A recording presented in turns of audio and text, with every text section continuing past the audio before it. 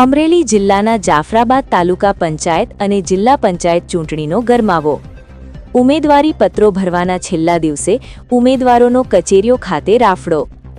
જાફરાબાદ તાલુકા સેવા સદન અને તાલુકા પંચાયત ખાતે ભાજપાના ઉમેદવારોએ ફોર્મ ભર્યા.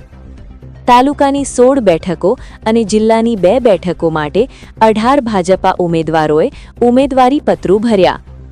રેલી સ્વરૂપે સેવા સદન અને તાલુકા પંચાયત પહોંચી ઉમેદવારી પત્રો ભર્યા. જ્યારે કોંગ્રેસે અગાઉ જિલ્લા પંચાયત અને તાલુકા પંચાયતની બેઠકો માટે ઉમેદવારી પત્રો ભર્યા હતા. આમ આદમી પાર્ટીમાંથી ઉમેદવારોએ ફોર્મ ભર્યા. રિપોર્ટર કાળુશા કનોજિયા, જાફરાબાદ, અમરેલી.